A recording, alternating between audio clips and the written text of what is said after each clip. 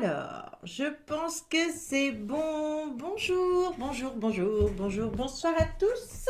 Alors, il y a des petits chats qui veulent venir me voir. Alors, dans cette vidéo, je vais vraiment t'apporter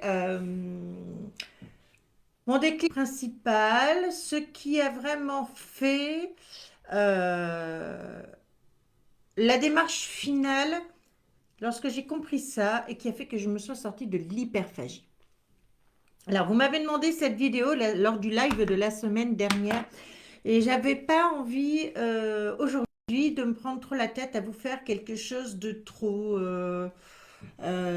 préparé pour la simple et bonne raison que j'offre toutes les semaines une conférence de 2 heures très structurée où je vous apporte plein de choses. Donc, vous pouvez la trouver. Je vous la remettrai en dessous de la vidéo. Et donc, j'avais plutôt envie d'être sur du discours, voilà, de l'échange, de la conversation et pouvoir échanger avec vous par rapport à ça parce que tout simplement, chaque histoire est différente. Chaque histoire est différente. Et ici, je pense que sur Facebook, on a cette chance de pouvoir échanger et que je puisse répondre à vos questions. Alors, en quelques mots, avant de sortir de l'hyperphagie, je suis passée par la boulimie vomitive et vraiment la boulimie hyperphagie. Alors, il y a tout un tas de... voilà, Gaïa qui vient nous rejoindre. Il y a tout un tas de noms et j'avouerai que même les scientifiques n'ont pas l'air tout à fait d'accord entre eux sur la définition des choses. L'hyperphagique, c'est quelqu'un finalement qui mange tout le temps, en gros, et qui a aussi des crises, mais qui finalement est toujours en train de boulotter. D'accord? La boulimique, c'est quelqu'un qui a des crises et qui essaie de gérer ça. Et la boulimique vomitive, elle fait des crises et elle se fait vomir. C'est-à-dire que dans la vomitive, moi je mettrais celle qui prend des laxatifs en fait. D'accord? J'en ai pris à une période. L'hyperphagique, assez souvent, hein, elle grossit. La boulimique, non.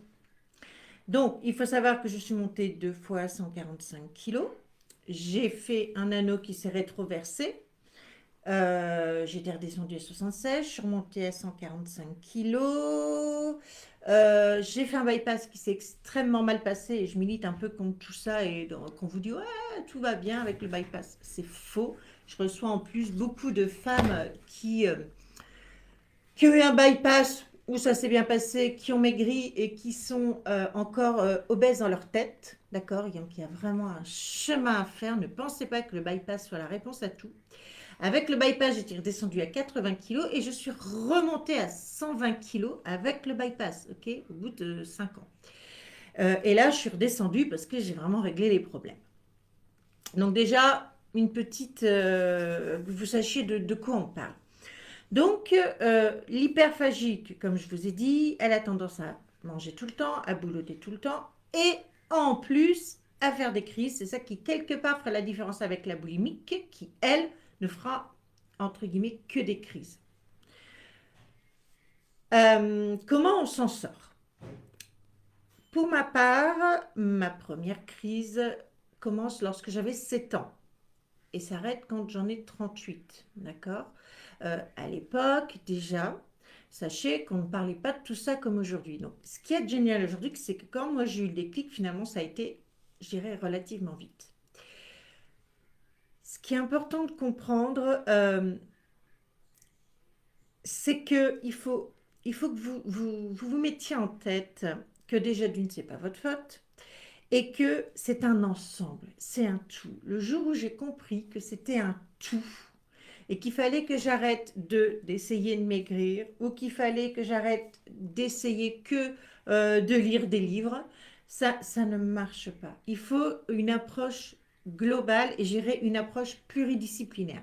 C'est la raison pour laquelle je me suis formée à la psychologie, au coaching, à la sophrologie, à la PNL, à tout un tas d'outils et que je me forme tous les ans à de nouveaux outils pour pouvoir être la plus large possible. Vraiment, le jour où j'ai compris ça, ça a été vraiment une révélation pour moi et je me suis dit, mais il faut vraiment que tu prennes les choses autrement. Pourquoi on fait des crises? Parce qu'on n'est pas connecté à soi. On n'est pas connecté à soi. Et tant qu'on ne se connecte pas à soi, et la semaine dernière, dans le live, vous pouvez aller voir, je vais vous expliquer que ce qui est primordial, c'est le plaisir. Alors, bien sûr que ça vient d'un cheminement, hein. Alors, vous pouvez me poser vos questions au fur et à mesure, hein. La fois dernière, je n'avais pas vu que je pouvais baisser le truc, en fait. Donc, je peux répondre à vos questions. Donc, le plaisir est essentiel. Le plaisir, c'est quoi? C'est surtout penser à soi.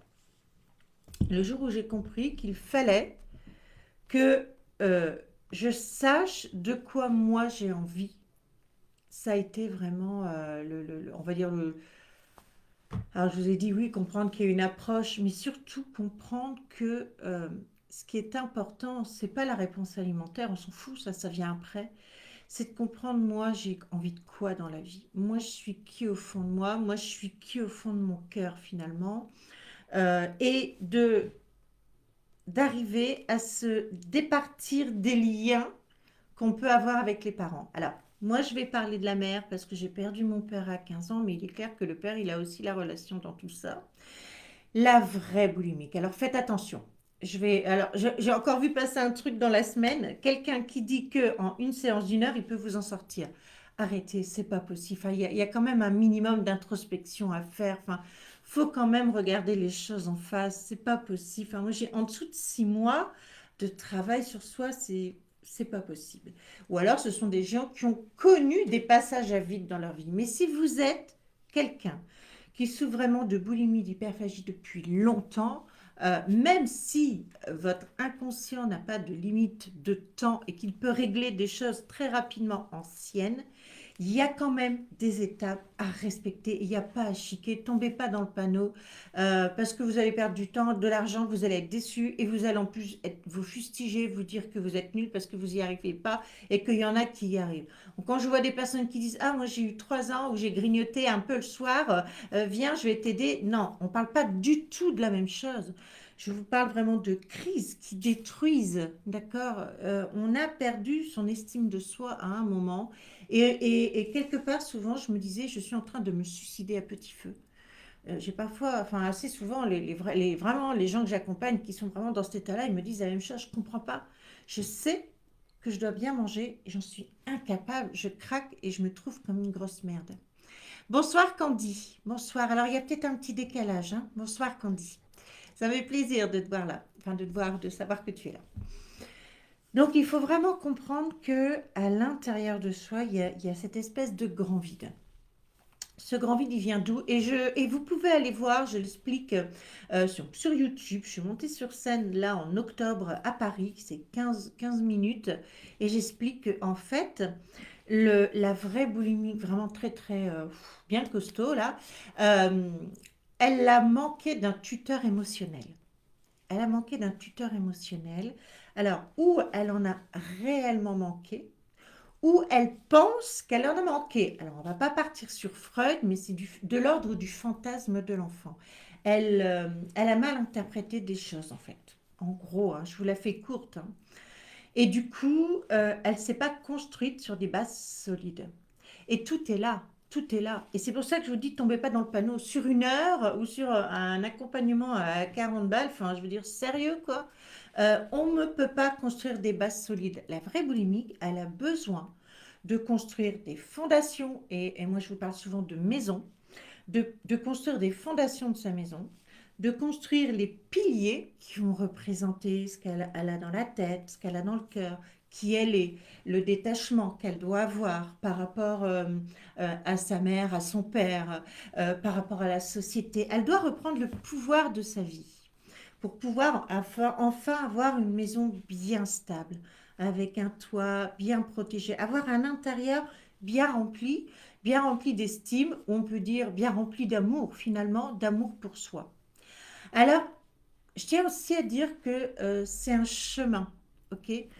Et que on continue à progresser, on continue à affiner l'amour et l'estime qu'on a pour soi, mais que en faisant ce chemin de fondation, en se détachant du regard, de ce qu'on pense être du jugement de nos parents, parce que On a peut-être été élevé comme, vous avez peut-être entendu des phrases comme fais plaisir à maman, ou c'est les drivers, hein, ou pour réussir, il faut se donner du mal, ou bien il faut être fort, il faut pas pleurer. Toutes ces petites phrases, en fait, c'est ça, ça fait partie en plus, hein, de ce qui vous a un peu foutu dedans. C'est-à-dire qu'à un moment, on se détache de qui on est profondément parce que ben, on veut faire plaisir aux parents, parce qu'on veut rentrer dans le moule de la société, parce qu'on nous dit que c'est comme ça que ça marche. Or, c'est faux.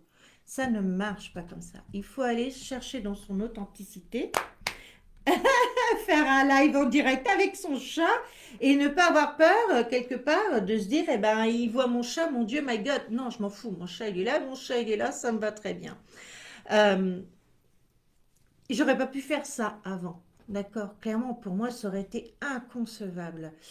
Aujourd'hui, je suis là pour vous offrir, pour vous partager et libre à vous de prendre comme vous voulez de l'autre côté. Par contre, euh, je refuse à ce qu'on vienne insulter. J'accepte parfaitement la critique constructive, mais ça, les insultes, sachez que je retire. Ça m'est arrivé 2 fois sur 5 ans, mais je retire les commentaires.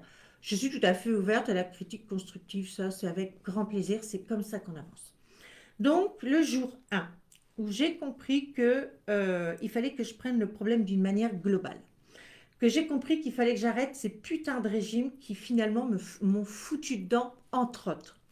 Qu'il fallait que je commence à enfin penser à moi sans faire plaisir à ma mère, sans faire plaisir.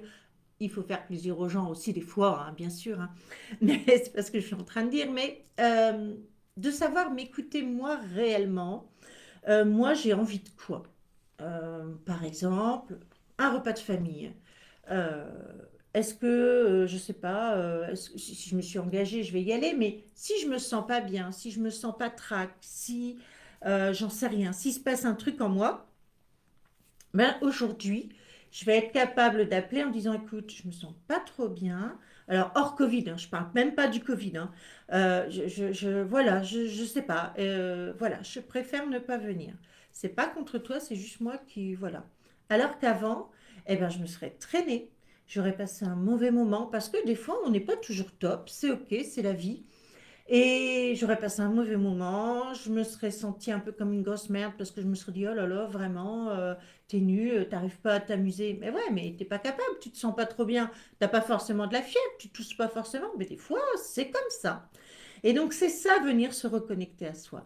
C'est ça, de venir se dire, eh ben, j'ose dire non à l'autre, en douceur, bien sûr, et me respecter moi. Et puis dire à l'autre, ben, tu vois, le jour où je te dirai oui, ce sera un oui plein. Donc, c'est vraiment... et Candy, elle me démentira pas. Oui, c'est les tyrans, Candy. C'est vraiment répondre à la question qui je suis, Candy. Le travail sur lequel... voilà, le travail que tu fais, c'est le même travail, hein. C'est qui je suis au fond de moi. Seulement, bah, la boulimique, elle part quand même avec des outils un petit peu plus compliqués parce qu'elle est dans ce manque de tuteur émotionnel et ça, elle doit le créer elle-même. Et ça, elle doit le créer elle-même. Et ça se construit pas en 5 minutes. Enfin, je veux dire, voilà, enfin, 6 mois, je pense que c'est un minimum, mais 6 mois où on s'engage vraiment. On s'engage vraiment ensemble. Où on va vraiment où on va se retrouver, où on va voir qu'on n'est pas seul, où on va pouvoir échanger ensemble. Je vais boire un coup. Je pense qu'il faut vraiment être lucide par rapport à ça. On change pas. On change, mais on ne change pas en 5 minutes. Il faut un petit peu de temps quand même, parce que il faut aller fouiller au fond de soi, et ça se fait pas en 5 minutes. Pourquoi? Parce que, en plus, la boulimique, elle est venue carrément couper ici tout le mental et tout le corps. Son corps, elle peut pas le blairer. Et ça demande un cheminement d'aimer son corps. Ça demande un cheminement d'aimer son cœur, d'aimer son âme. Ça demande un cheminement de se dire, euh, depuis des années, je fais mal, il faut que je me pardonne. On parle du pardon. Le pardon, c'est essentiel. C'est beaucoup plus facile de pardonner à l'autre que de se pardonner à soi. Et encore une fois, ça se fait pas en 5 minutes. Donc il y a vraiment un cheminement, il y a vraiment des étapes essentielles où on vient regarder en soi. Alors il y a des étapes que... Ah, salut Christine, que vous... que vous avez peut-être déjà accompli, et tant mieux, mais qu'on va voir encore plus en profondeur. Alors, Christine qui nous dit, c'est savoir dire non pour se dire oui. C'est ça, Christine, c'est savoir se respecter, hein, finalement. Mais pour savoir se dire oui, tu seras d'accord avec moi parce que je sais que tu as beaucoup cheminé là. Il faut déjà aller savoir ce qu'on a à l'intérieur. Et à l'intérieur, c'est pas là. Il y a une partie de ce qui se passe là, bien sûr, mais à l'intérieur, c'est ce qui me fait vibrer, c'est ce dont j'ai vraiment envie. C'est ça le chemin aussi, hein, quand on dit qu'il faut descendre, hein, c'est ça aussi le chemin. Candy, alors tout à fait, j'ai vécu ça au jour de l'an. J'ai eu la force de dire que je ne sentais pas de venir, je ne savais pas expliquer pourquoi, mais j'ai réussi à m'écouter. Bravo Candy, bravo, vraiment bravo. Je pense que ça a dû être un gros changement pour toi. Et comment ça s'est passé après? Ce serait intéressant que tu me retournes. Comment ta famille l'a vécu? En général, la famille, quand on leur explique que... alors moi, j'explique toujours ça comme ça, hein. Quand je vous fais la formation en communication, je vous dis, vous dites à la personne, vous parlez avec vos mains, vous la faites à l'italienne. Vous dites, tu sais, je ne viendrai pas, par exemple, à un repas. Je voudrais que tu entendes que c'est pas contre toi, c'est vraiment pour moi. Ça n'est pas contre toi. Et on vient l'expliquer comme ça. C'est vraiment pas contre toi, c'est vraiment pour moi. D'accord? Et la première partie, et la deuxième partie, on vient dire à l'autre, le jour où je te dirai un oui, ce sera un oui plein. Et je vous dis toujours, faites-le avec les mains, ce sera un oui plein. Et parce que votre non-verbal, il va parler et ça vient appuyer les mots. Alors, Candy qui nous dit être bienveillante avec soi est difficile, pourtant c'est essentiel, bien sûr. Et c'est ça qui prend pas 1 heure en fait, d'être bienveillante avec soi, parce que avant d'être bienveillante avec soi, il faut aller voir ce qui se passe dedans et il faut aller se pardonner. Et c'est encore une fois plus dur de se pardonner à soi que de pardonner aux autres. Christine qui nous dit oui, et quand on a manqué de piliers émotionnels, on a l'impression qu'on est vide à l'intérieur, tout à fait, et donc on ne sait pas qui on est. C'est long comme chemin, mais c'est le plus beau cadeau que l'on puisse faire à soi et aux autres. Tout à fait, Christine. Et ça peut être pas trop long comme chemin parce que on s'est suivi à un moment, hein, je t'ai accompagnée à un moment, Christine. Et je dis bien, je me trompe pas de Christine, oui, oui, hein, c'est ça. Et donc, ça peut aller très vite quand on a les bons déclics et quand on a quelqu'un en face de nous qui sait et qui est passé par là et qui peut venir appuyer et vous poser les questions. En fait, il n'y a pas finalement tant de choses que ça à faire, mais il y a cette prise de conscience, je pense vraiment de c'est un tout. C'est un tout. Et quand on vient vraiment faire cette introspection en soi et redescendre, on a fait 80% du chemin. On a fait 80% du chemin. L'alimentation, ça se fait tout seul en fait, parce qu'on n'est pas idiote. On n'est pas idiote en général, hein, de toute manière. Les boulimiques que je vois, elles sont hypersensibles et même souvent, elles ont un niveau intellectuel assez élevé. On n'est pas idiote. On les connaît, les calories. On sait qu'il faut manger ça. On sait qu'il ne faut pas manger ci. On sait qu'il faut manger... Ouais, bon. Par contre, il y a aussi un chemin à faire, une dédiabolisation des aliments et notamment des aliments interdits. Ça n'existe pas les aliments interdits, mais ça on le fait après. Oui, Christine, oui, c'est ça. Excuse-moi, je te vois en petit, du coup j'ai eu un doute sur ton nom de famille. Excuse-moi, Christine, tu sais, c'est vrai que je vois beaucoup de monde. Oui, oui, oui, oui. Donc, il y a je prends conscience que je ne dois pas regarder que mon alimentation parce que de toute manière, c'est mon premier régime qui a asséché ma cellule, d'accord? Lorsque je fais mon premier régime, et mettez-vous dans ce premier régime, pensez-y. Vous l'avez fait pourquoi? Alors souvent, oui, on me dit pour mincir, bien sûr, mais on l'a fait parce qu'on était en manque d'estime de soi. Si je prends mon cas, ma mère m'a dit oui, tu as des hanches, nana. Mais je suis pas ma mère en fait. Je suis pas du tout faite comme elle. J'ai une taille fine, j'ai de la poitrine, j'ai des hanches. Elles n'ont au même poids, d'accord?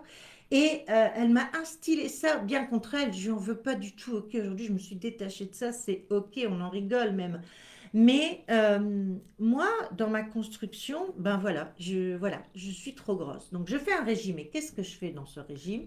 J'enlève le gras, j'enlève le sucre. Or, la cellule, les milliards de cellules que vous avez dans votre corps, la cellule, elle est faite de quoi? Elle est faite de gras, elle est faite de sucre et elle est faite d'ADN. Hein, je réduis le truc.